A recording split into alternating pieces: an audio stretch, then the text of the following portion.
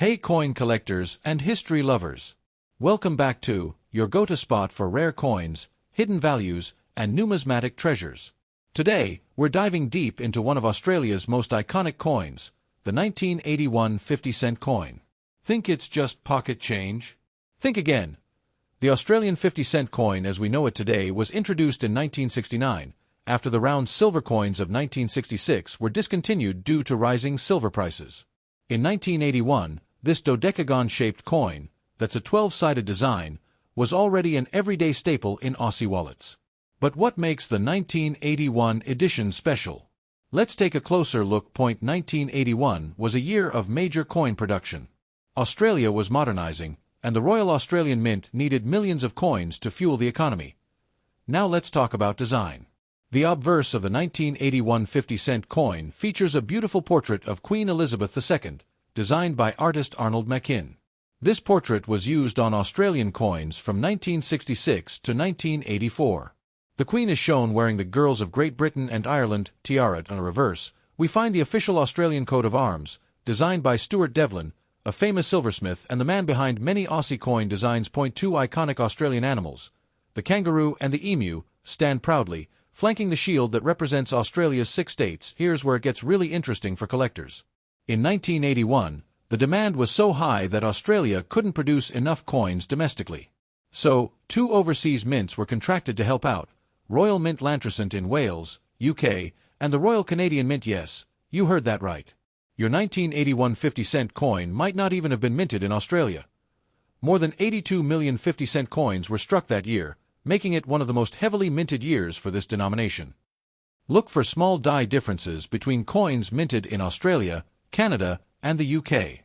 These subtle details can make your coin more collectible. Now to the big question. What's the circulated value of a 1981 Australian 50-cent coin today? If you have a 1981 50-cent coin in average circulated condition, it's typically worth its face value, 50 Australian cents. However, if it's in uncirculated condition, the value goes up. Certain coins with sharp details, strong strike, and nowhere can fetch even more among collectors, especially if it's a foreign minted variant. Here's what to look for if you're checking your change or sorting your coin collection. Ensure the edges are smooth and not worn down. Check the kangaroo and emu for feather and fur texture. Look for misstrikes, double dies, or off-center coins. These can skyrocket the value. With magnification, you might identify characteristics from the Canadian or UK mint versions. Any unusual error or rare strike variant could be worth tens or even hundreds of dollars to the right buyer. So, is the 1981 Australian 50-cent coin rare? Not exactly, but it's a fascinating piece of numismatic history. With its massive mintage, international minting story, and iconic design, it holds value far beyond money. It's a collector's gem.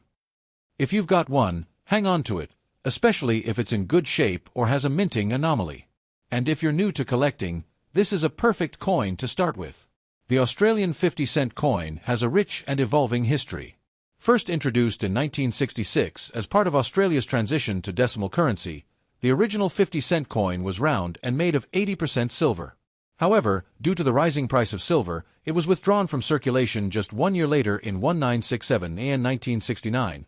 The Royal Australian Mint introduced the 12-sided dodecagon-shaped 50-cent coin made from copper nickel, 75% copper, 25% nickel, which is still used today.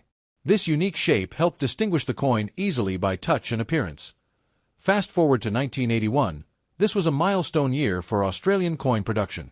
Due to unprecedented demand for coinage, the Royal Australian Mint could not keep up with the volume needed. As a result, the Australian government outsourced production of some 50-cent coins to 2 international mints: Royal Mint Lantricent ** in Wales, United Kingdom Royal Canadian Mint ** in Ottawa, Canada. This made 1981 one of the few years where 4 minted Australian coins entered circulation. In total, over 82 million 50-cent coins were minted that year, making it one of the highest mintage years for this denomination. A portrait of Queen Elizabeth II by Arnold Machin, used. From 1966 to 1984, the Australian coat of arms, designed by Stuart Devlin, showing a kangaroo and an emu flanking the shield of 6 states.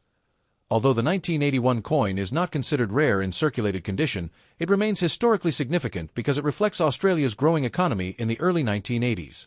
It's one of the few Australian coins produced overseas. It was part of a transitional period before the new effigy of the Queen was introduced in 1985. Today, the 1981 50-cent coin is a favorite among beginner collectors due to its high availability, international production background, and iconic Australian design.